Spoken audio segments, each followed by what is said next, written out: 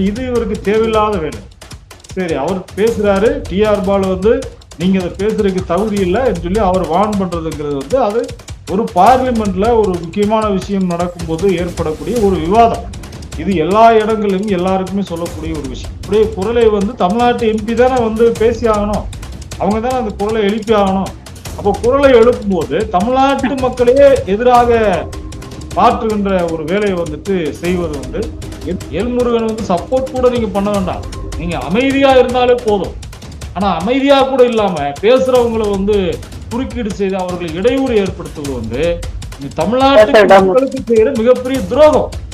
தமிழ்நாட்டுக்கு நீங்களும் குரல் கொடுக்க மாட்டேங்கிறீங்க, குரல் கொடுப்பவர்களுக்கு ஆதரவாகவும் நீங்க எதுவும் பேச மாட்டீங்க, அவங்களுக்கு இடையூறு ஏற்படுத்திருக்கீங்கன்னா இது மிகப்பெரிய துரோகம் இல்லையா?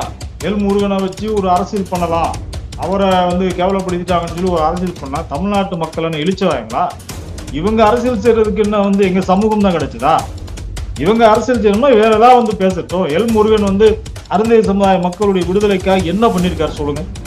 ஏன் நாங்க அருந்ததி உள்ளிட ஒதுக்கீடுக்காக எத்தனை போராட்டங்கள், எத்தனை வந்து ரயில் மறிகள், எத்தனை முயற்சிகள் எல்லாம் பண்ணணும் இல்லையா? அப்போலாம் இந்த எல் முருகன் எங்க போனாரு?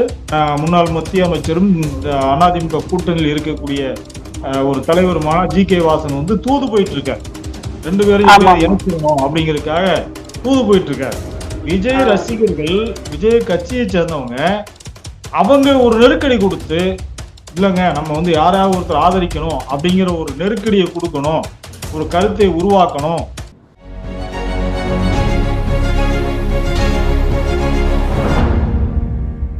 திராவிட பேச்சரங்க நேயர்களுக்கு அன்பு வணக்கம். இன்று நம்மோடு நேர்காணலில் இணைந்திருப்பது ஆதி தமிழர் கட்சியோட மாநில தலைவர், நிறுவன தலைவருமாகிய கு. ஜக்கையன் அவர்கள். தோழர் வணக்கம். தோழர் வணக்கம். வணக்கம் தோழர். தோழர், நேற்று பார்லிமெண்ட்ல நடந்த நிகழ்வுகளை நீங்க பார்த்திருந்திருப்பீங்க. அப்போ அது குறித்து பிஜேபியோட மாநில தலைவர் அண்ணாமலை அவர்கள் வந்துட்டு டிஆர் பாலு அவர்கள் வந்து ஒரு தலித் என்பதால் இழிவுபடுத்தி பேசுறாரு, இவங்களுக்கு எப்பயுமே இதே வேலைதான், தலித்துக்களை இழிவுபடுத்தி பேசுறதுதான் இவங்களோட வேலையே அப்படின்னு சொல்லிட்டு ஒட்டுமொத்த திமுகவையே அவர் வந்து குற்றச்சாட்டி பேசியிருக்காரு. நீங்க பார்த்திருப்பீங்க. அவர் டிஆர் பாலு தலித் என்பதனால் இழிவுபடுத்தி பேசினாரா? நீங்க அந்த தலித் இயக்கத்துக்காக போராடி இருக்கிறீங்க, உங்களுடைய பார்வையில இருந்து எல்லாமே சொல்லுங்க. சொல்லுங்க. இல்ல, இது வந்து முழுக்க முழுக்க ஒரு அரசியலுக்காக பேசக்கூடிய பிஜேபி இதை வந்து அரசியலுக்காக பயன்படுத்தக்கூடிய விஷயமா தான் நாங்க பார்க்கிறோம். மரியாதைக்குரிய டிஆர் பாலு அவர்கள் வந்து மரியாதைக்குரிய மத்திய அமைச்சர்கள் முருகன் அவர்களை ஏதோ ஒரு ஜாதிய நோக்கத்தோட பேசினதாக சொல்வது மிகப்பெரிய ஒரு அப்பட்டமான ஒரு பொய். அவர் என்ன கேட்கிறாரு? தமிழ்நாட்டிற்கு நிறைய கொடுக்கப்பட வேண்டிய நிதி, குறிப்பா வந்து மழை வெள்ளத்துல பாதிக்கப்பட்ட அந்த தமிழ்நாட்டு தென் மாவட்டங்களுக்கு, சென்னை மக்களுக்கு அவர்களுக்கு கொடுக்க வேண்டிய நிதி வரல என்பதுதான் டிஆர் பாலுடைய குற்றச்சாட்டு. அப்ப அதற்கு வந்து அவர் கேள்வி எழுப்பும் போது பார்லிமெண்ட்ல வந்து அது சம்பந்தப்பட்ட துறை சார்ந்த அமைச்சர் வந்து பதில் சொல்லணுங்கிறதுக்காக தான் அவர் எதிர்பார்க்கிறார்.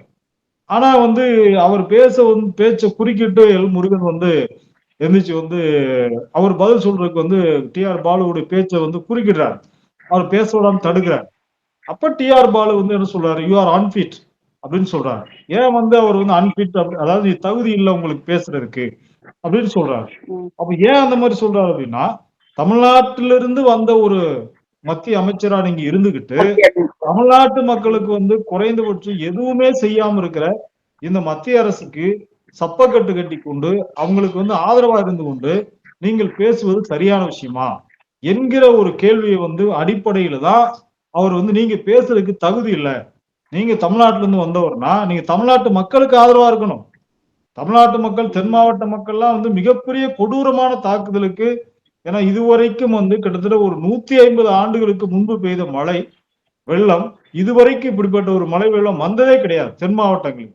சென்னை போன்ற பெருநகரங்களுக்கு இது போன்ற ஒரு நிலைமை வந்திருந்தாலும் கூட இந்த முறை ஏற்பட்ட ஒரு பேரிழப்பு என்பது இதுவரைக்கும் வரலாற்றில் எப்பவுமே வராத ஒரு பேரிழப்பா இருக்கு. அப்ப சென்னை மக்களுக்கு இருந்தாலும் சரி, அல்லது தென் மாவட்ட மக்களுக்காக இருந்தாலும் சரி, பாதிக்கப்பட்ட தமிழ்நாட்டு மக்களுக்கு ஆதரவாக குரல் எழுப்புவதா அந்த ஒரு தமிழ்நாட்டில இருந்து சென்ற மத்திய அமைச்சருக்கு ஒரு அழகு.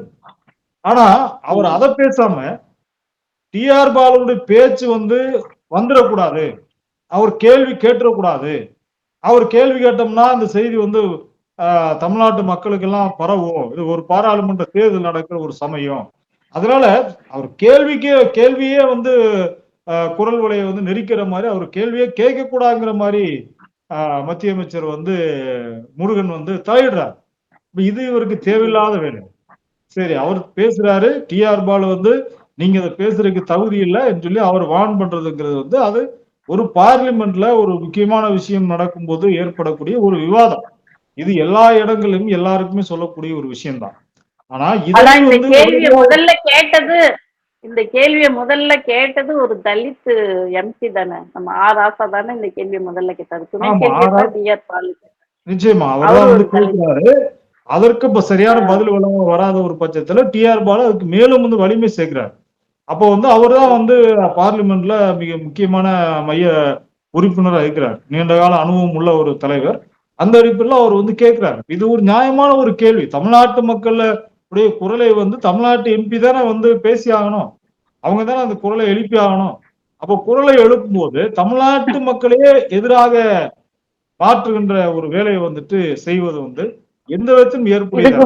முறையா பதில் சொல்ல வேண்டிய அமைச்சர் யாருன்னு சொல்ல, முறையா பதில் சொல்ல வேண்டிய அமைச்சர் இல்ல, இதற்கு பேரிடர் நிவாரணத்துக்கு உங்களுக்கு உள்துறை அமைச்சர் பதில் சொல்லணும். நிதி அமைச்சர் நிர்மலா சீதாராமன் பதில் சொல்லலாம், அல்லது பிரதமரே கூட இதற்கு பதில் சொல்லலாம். ஆனா இந்த பேரிடர் எதுவுமே சம்பந்தம் இல்லாத ஒரு தகவல் தொழில்நுட்பத்துறை அமைச்சரா இருக்கக்கூடிய முருகன் அவர்கள், மீன்வளத்துறை அமைச்சர் மீன்வளத்துறை அமைச்சர் ஒரு பதில் சொல்றாரு. அப்ப அவர் என்ன சொல்றாரு, அதுக்கு ரிலவெண்டா இருந்தா கூட பரவாயில்ல, அவர் இந்த பிரச்சனைக்கு அதுக்கு சம்பந்தமே இல்லாம அவர் தலையிடும் போது டி.ஆர். பாலு அதை கண்டிக்கிறார். அப்ப கண்டிக்கும் போது நீங்க இதை பேசாதீங்க, நீங்க பேசுறதுக்கு உங்களுக்கு தகுதி இல்லை, அதாவது நீங்க இந்த மக்களுக்கு உரிமைக்காக நீங்க நிக்கல, நீங்க இந்த மக்களுக்கு பெற்றுத்தர வேண்டிய நிவாரண நிதியை ஒரு பைசா கூட தமிழ்நாட்டுக்கு பிரதமர் கொடுக்கல, இந்த நிலைமையில நீங்க இதை பத்தி பேசுறதுக்கு உங்களுக்கு என்ன தகுதி இருக்குன்னு சொல்லி அவர் கேட்கிறார். இதை உடனே பிஜேபி அவங்களுடைய ஸ்ட்ராட்டஜி அதுதானே, அவங்களுடைய வியூகமே அதானே, உடனே அதை ஒரு ஜாதிய அரசியலாக அல்லது ஒரு மத அரசியலாக கொண்டு போறது. அந்த அடிப்படையில் உடனே முருகன் ஒரு தலித் சமுதாயத்தை சார்ந்தவர், அவரை இவர் கேவலப்படுத்திட்டாரு, அசிங்கப்படுத்திட்டாரு அப்படின்னு சொல்றது இது எந்த அளவுக்கு பிஜேபி ஒரு ஜாதிய வன்மத்தோட எப்படியாவது திமுக மேல ஒரு தலித் மக்களுக்கு எதிரான ஒரு கட்சி திமுக அப்படிங்கிற மாதிரி ஒரு முத்திரை குத்துவதற்கான ஒரு முயற்சி தான் இந்த முயற்சி. அதனால எல்முருகனுடைய பேச்சு, அவருடைய தலையீடு அங்க தேவையே கிடையாது. அதே நேரத்துல அவர் கருத்தை சொல்லும் பொழுது இவர் எதுவுமே சொல்லலாம் கூட பரவாயில்ல, எல்முருகன் சப்போர்ட் கூட நீங்க பண்ண வேண்டாம், நீங்க அமைதியா இருந்தாலே போதும். ஆனா அமைதியா கூட இல்லாம பேசுறவங்களை குறுக்கீடு செய்து அவர்களை இடையூறு ஏற்படுத்துவது தமிழ்நாட்டுக்கு மக்களுக்கு செய்யற மிகப்பெரிய துரோகம்.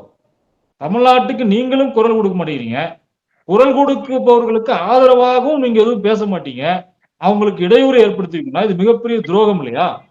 இதற்கு ஜாதி சாயம் பூச வேண்டிய அவசியம் ஏன் வருது? பிஜேபி முழுக்க முழுக்க எந்த ஒரு பிரச்சனையா இருந்தாலும் அதை உடனடியா இப்படிதான் கொண்டு போகக்கூடிய ஒரு அமைப்பா இருக்கு. நான் கேட்கிறேன், தலித் பழங்குடி மக்கள் மணிப்பூர்ல நிர்வாணப்படுத்தப்பட்டு கூட்டு பாலியல் வன்முறைக்கு உள்ளாக்கப்பட்டு எத்தனை பெண்கள் நிர்வாணமாக அழைத்து செல்லப்பட்டாங்க, இழுத்து செல்லப்பட்டாங்க. நம்ம தொலைக்காட்சியில சமூக வலைதளங்கள்ல நம்ம பார்த்துட்டு தான் இருந்தோம். அப்பெல்லாம் இந்த முருகன் நம்ம வாயில் வருது, இந்த முருகன் எங்க போனாரு? அப்ப அதுக்கெல்லாம் முருகன் குரல் கொடுக்க மாட்டார். பிஜேபி குரல் கொடுக்கல, திரௌபதி முர்முவை உள்ள விடல, புதிய பாராளுமன்ற அயோத்தியில இவ்வளவு ராமர் கோயில் கட்டி அதற்கும் உள்ள விடல, ராம்நாத் கோவிந்தே கூட விடல.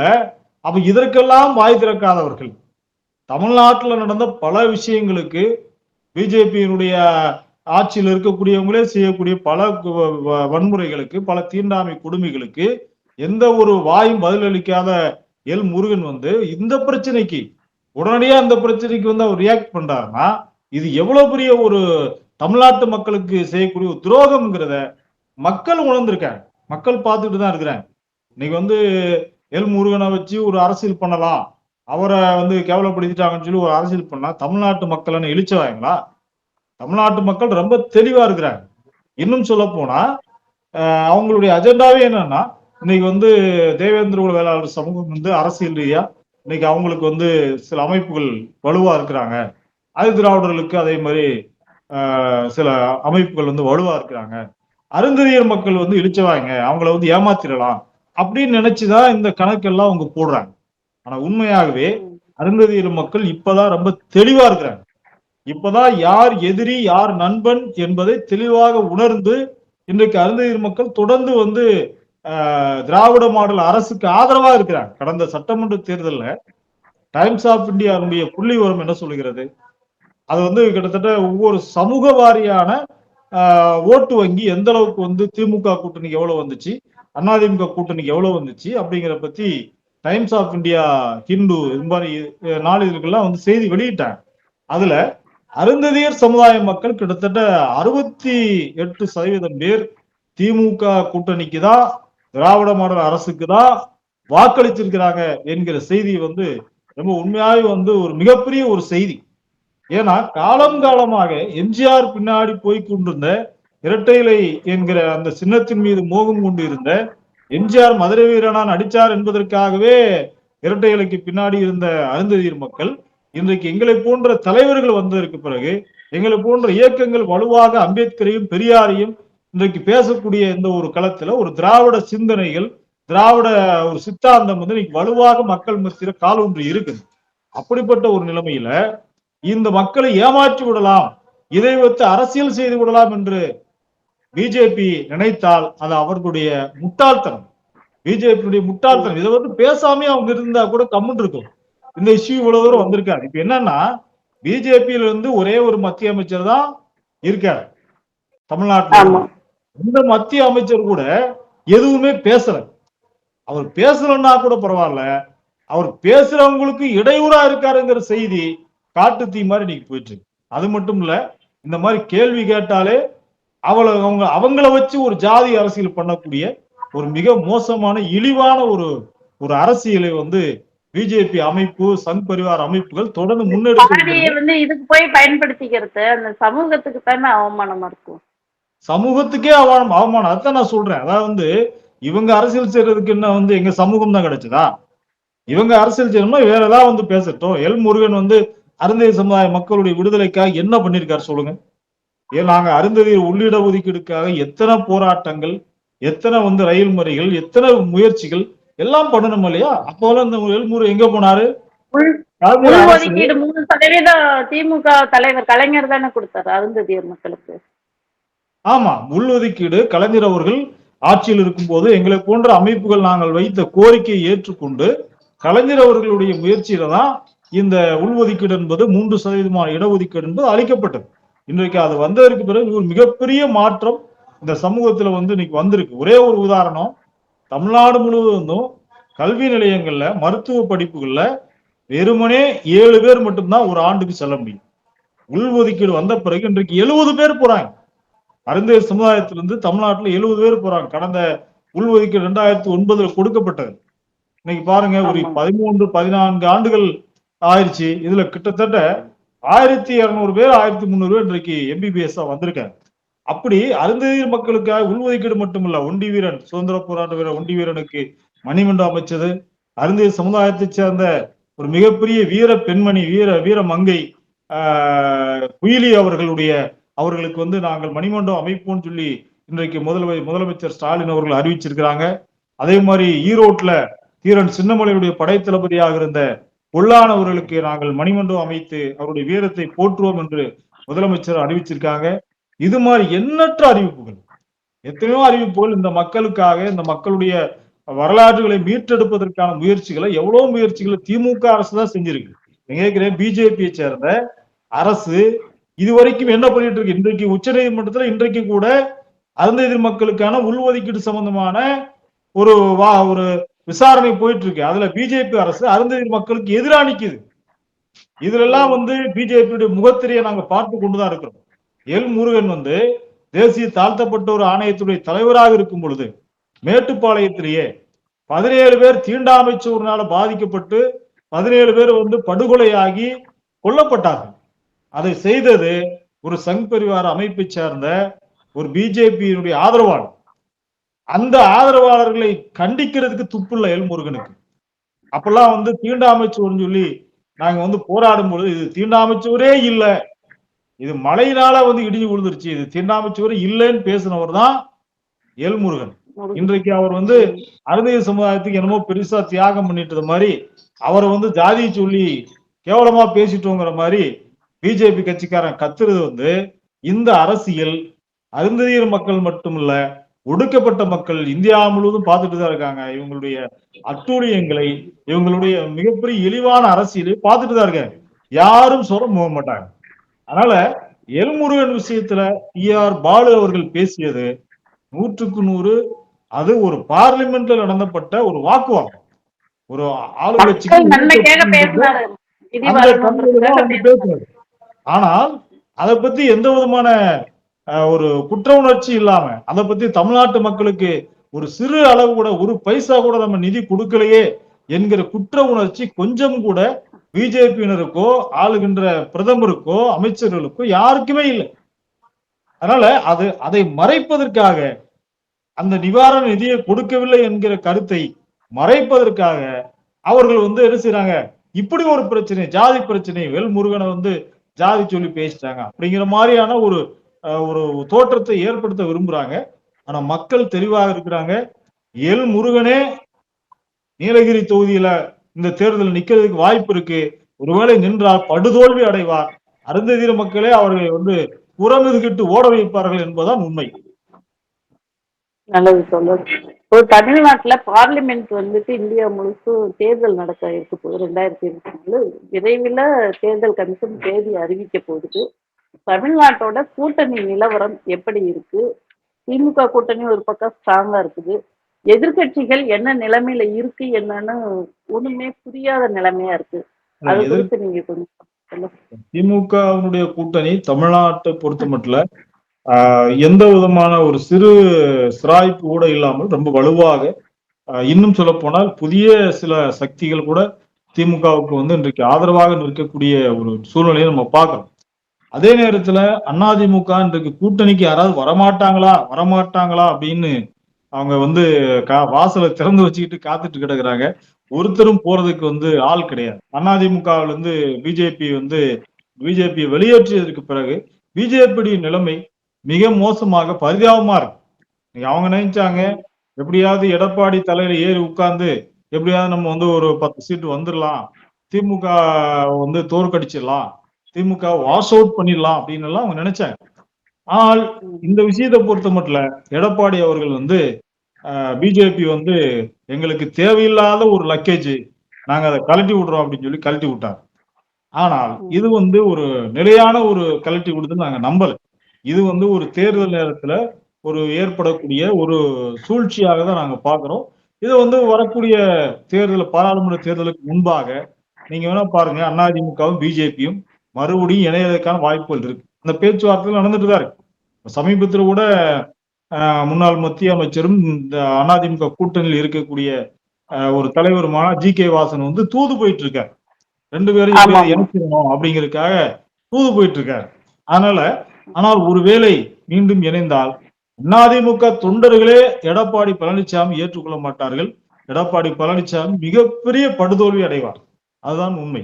அதனால வந்து இந்த அரசியல் நகர்வுகள் வந்து இந்த 3 கூட்டணிகளை பொறுத்த மட்டும் இன்னைக்கு திமுக கூட்டணி நேற்றைய தினம் கூட ஒரு கருத்து கணிப்பு வெளிவந்திருக்கு. அந்த கருத்து கணிப்புல 36 நாடாளுமன்ற தொகுதிகள்ல திமுக வெற்றி அடையும், அதிமுக 2 தொகுதியிலையும், பிஜேபி 1 தொகுதியிலும் வெற்றி அடையுங்கிற மாதிரி ஒரு கருத்து கணிப்பு வெளி வந்திருக்கு. ஆனா அந்த கருத்து கணிப்பு கூட அந்த 36 என்பது கூட அது தவறு. 39 தொகுதியில தமிழ்நாட்டுல, பாண்டிச்சேரி சேர்த்து 40 தொகுதியில கண்டிப்பாக திமுக கூட்டணி வெற்றி பெறும்ங்கிறதுல எந்த விதமான மாற்று கருத்துமே கிடையாது. அதே நேரத்தில் இன்றைக்கு நடிகர் விஜய் அவர்கள் இன்றைக்கு அரசியலுக்கு வந்திருக்கிறார்.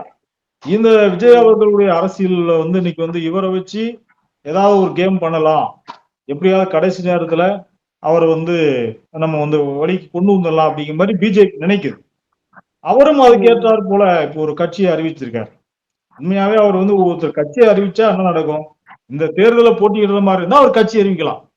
ஆமா அவரே இந்த தேர்தலை நான் போட்டியிட மாட்டேன்னு சொல்றாரு. இந்த தேர்தலில் நான் போட்டியிட மாட்டேன் அப்படின்னு சொல்றாரு. அப்புறம் எதுக்கு உடனடியாக அவசர அவசரமா கட்சி அறிவிக்கணும்? அடுத்த சட்டமன்ற போட்டியிடலன்னா தேர்தல் அப்ப அவங்க கட்சிக்காரங்க எல்லாம் யாருக்கு வாக்களிக்க போறாங்க? அதைத்தான் இந்த ஒரு விவாதம் வரணுங்கிறதா அவருடைய கேள்வி. விஜய் ஆஹ் ரசிகர்கள், விஜய் கட்சியை சேர்ந்தவங்க, அவங்க ஒரு நெருக்கடி கொடுத்து, இல்லங்க நம்ம வந்து யாராவது ஒருத்தர் ஆதரிக்கணும் அப்படிங்கிற ஒரு நெருக்கடியை கொடுக்கணும், ஒரு கருத்தை உருவாக்கணும். அப்புறம் பிஜேபி வந்து அவங்கள வந்து பேசி பிஜேபிக்கு ஆதரவளிக்க ஒரு சூழ்நிலையை உருவாக்கணும் என்பதுதான் விஜய் அவர்களுடைய அவரை பயன்படுத்தி பிஜேபி செய்கின்ற ஒரு அரசியல். கடைசி நேரத்துல விஜய் வந்து ஒரு வாய்ஸ் கொடுக்க வச்சு நாங்க வந்து பிஜேபி அணியை ஆதரிக்கிறோம் அப்படிங்கிற மாதிரி ஒரு வாய்ஸ் கொடுக்கறதுக்காக தான் திட்டமிடல் தான். அதுக்கான தான் இந்த ஒரு பேஸ் ஒர்க் எல்லாமே இப்ப நடக்குது.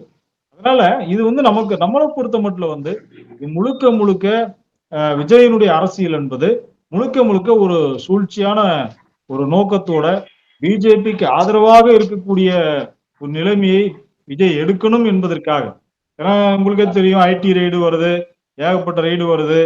அவர் வந்து சொல்றாரு நான் ஊழலை ஒழிக்கணும், ஊழலை ஒழிக்கிறதுக்காக நான் கட்சி ஆரம்பிக்கிறேங்கிறாரு.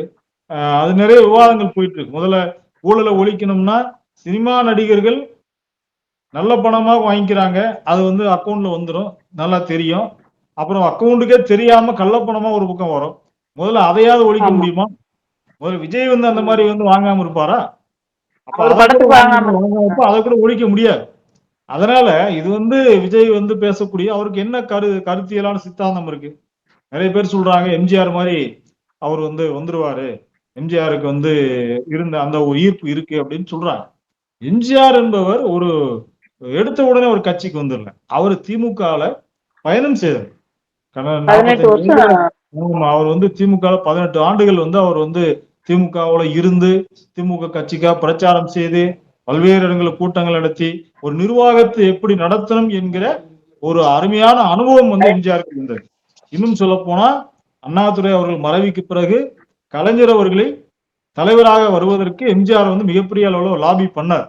பண்ணிதான் வந்து அவர் வந்து கொண்டு வந்தார். அப்ப நிறைய அரசியல் ரீதியான அனுபவங்கள் எம்ஜிஆருக்கு மிகப்பெரிய அளவுல இருந்துச்சு. அதனால அவரை வந்து யாரை எங்க வைக்கணும், எப்படி டேக்கிள் பண்ணணும், மத்திய அரசு மாநில அரசினுடைய அந்த இணைப்பு எப்படி கொண்டு வர்றது, யாருக்கு எந்த ஒரு இடத்துல முக்கியத்துவம் கொடுக்குறதுங்கிற எல்லா அனுபவமே தெரியும். ஆனால் விஜய்க்கு வந்து அந்த மாதிரி அரசியல் அனுபவம் எதுவுமே கிடையாது. இன்னும் சொல்ல போனா சரி அனுபவம் இல்லாம கூட ஒருத்தர் வரலாம் அப்படின்னு கூட வச்சுக்கோங்க. அனுபவம் இல்லாம கூட ஒருத்தர் வந்து ஜெயிக்க முடியாதா? தாராளமா ஜெயிக்கலாம். ஆனால் அவருக்கு என்ன கொள்கையை முன்வைக்கிறார்? ஊழல் எதிர்ப்புங்கிறது வந்து எல்லாருமே பேசக்கூடியதான். அது ஒரு கொள்கை இல்லை. அவர் வந்து இன்றைய சாதி ஒழிப்புக்கான என்ன திட்டம் வைக்கிறார்? மக்கள் மத்தியில ஒரு மதவாதத்தை ஒழிக்கணும்னா அதுக்கான என்ன திட்டம் வச்சிருக்கிறார்? ஊழலை ஒழிப்பதற்கே கூட என்ன திட்டம் வச்சிருக்கார்? அதனால விஜய் என்பவர் வந்து ஒரு அவசர அவசரமா ஒரு கட்சியை அறிவிக்கிறார் என்பதிலேயே ஒரு சூழ்ச்சி இருக்குங்கிறத நம்ம புரிஞ்சுக்கணும். ரெண்டாவது வந்து அவருக்கான அரசியல் அனுபவம் எதுவும் இல்லை, அவருடைய கொள்கை திட்டங்களும் எதுவும் இல்லை. அவர் வந்து இப்பதான் வந்து கத்துக்கிற போற மாதிரி அவர் வந்து பேசிட்டு இருக்கிறார். அதனால அவருக்கு இருக்கக்கூடிய சினிமா அரசியலுங்கிறது வேற. சினிமாவில வந்து போட்டிங்கிறது என்ன? ஒரு 6-7 கதாநாயகர்கள் தான் தமிழ்நாட்டுல இருக்கிறாங்க. அந்த 6-7 கதாநாயகர்கள்ல இவர் ஒரு ஆளா இருக்கிறதுல ஒரு பெரிய ஆச்சரியமே இல்லை. ஆனா இங்க கதாநாயகர்கள் கோடிக்கணக்கான பேர் இருக்கிறாங்க. எல்லா கதாநாயகர்களும் மிஞ்சி வர முடியுமா? சினிமா என்பது வேறு. காலை தூக்குனாலே வந்து 10 பேர் அப்படி கீழே விழுகிற மாதிரி செட் போட்டு அப்படியே அமைச்சிருவாங்க. ஆனா இங்க அப்படி கிடையாது. கூட இருக்கிறவனே காலவாரி விடுவான். அதனால இது ஒரு அரசியல் களம். யார் வேண்டுமானாலும் அரசியலுக்கு வரலாம். அது வந்து எல்லாரையும் நம்ம வரவேற்கணும். ஆனால் இவர்கள் இந்த அவசர அவசரமாக இந்த தேர்தல் கட்சியை வந்து அறிவிக்க வேண்டிய ஒரு அவசியம் என்ன ஏற்பட்டது என்பது ரொம்ப ரொம்ப முக்கியமா நம்ம பார்க்கிறோம். இன்னொன்று நிச்சயமாக வரக்கூடிய பாராளுமன்ற தேர்தலில் நீங்க வேணா பாருங்க, விஜய் வந்து பிஜேபிக்கு ஆதரவான ஒரு ஸ்டாண்டை வந்து அவர் எடுப்பாரு. எந்த தோல் நிக்கலன்னாலும் பரவாயில்ல, நான் ஆதரவு கொடுக்குறேன் அப்படின்னு சொல்லி அவர் ஒரு நிலைப்பாட்டை எடுப்பாரு என்பதுதான் பிஜேபி அவர் ஏற்கனவே மிரட்டி எல்லாம் வச்சிருக்கிறாங்கல்ல தோல. பிஜேபி மிரட்டி வச்சாங்க. இப்ப பிஜேபி மிரட்டலுக்கு பயந்துதான் அவசர அவசரமா கட்சி அறிவிக்கிறார். கட்சி அறிவிக்கிறத விட அப்படி ஒரு மிரட்டல் தான். ஏன்னா இன்னைக்கு வந்து திமுக கூட்டணி வலுவா இருக்கிறது. அதிமுக கூட்டணியை பொறுத்த மட்டும் பிஜேபி வேற அதிமுக பிரிஞ்ச பிறகு திமுக கூட்டணிக்கு இன்னும் ஒரு வலிமை கிடைக்குது. அப்படிங்கிற ஒரு பட்சத்துல திமுக கூட்டணியை வந்து உடைக்கணும். அப்ப அல்லது திமுக கூட்டணிக்கு போக வேண்டிய வாக்குகளை வந்து தடுக்கணும். அதற்கு வந்து ஒரு பர்சனாலிட்டி வேணும். அதுக்கு வந்து ஒரு ஒரு ஆளுமையுள்ள ஒரு தலைவர் வேணும்னு நினைக்கிறேன். அதற்கு வந்து விஜய் வந்து இன்னைக்கு வந்து பயன்படுத்தப்படுகிறார். ஏற்கனவே அந்த மாதிரி மற்ற சில மாநிலங்கள்ல இப்படி எல்லாம் அந்தந்த நடிகர்களை வந்து பயன்படுத்தக்கூடிய ஒரு சூழ்நிலையை போல தமிழ்நாட்டுல அவர் விஜய் வந்து அப்படி ஒரு நடிகரா இருந்து வாய்ஸ் கொடுக்க முடியாது. அப்ப அவரு ஒரு அரசியல் கட்சியா இருந்து அந்த வாய்ஸ் கொடுத்தாதான் சரியா இருக்கும்ங்கிற அடிப்படையில அவர் வந்து கட்சி ஆரம்பிக்க நினைச்சிருப்பாரு. அதை வந்து இப்ப உடனே அறிவிக்க நினைச்சிருக்க மாட்டார். அவர் வந்து அடுத்த சட்டமன்ற தேர்தலுக்கு முன்பாக அறிவிப்புன்னு நினைச்சிருப்பாரு. ஆனா இவ்வளவு சீக்கிரமா அவரை அறிவிக்க வச்சதுல அதுல கூட ஒரு மிரட்டல் இருந்திருக்கலாம். இன்றைக்கு அவரை பயன்படுத்தி திமுக ஓட் பேங்கை உடைக்கக்கூடிய வேலையை செய்யறாங்க அப்படிங்கிறதுதான் நான் பாக்குறேன் தோழர். மகிழ்ச்சி தோழர், நம்மளோட பல்வேறு கருத்துக்கள் பகிர்ந்துக்கிட்டீங்க. நன்றி தோழர். ரொம்ப நன்றிங்க. மிக்க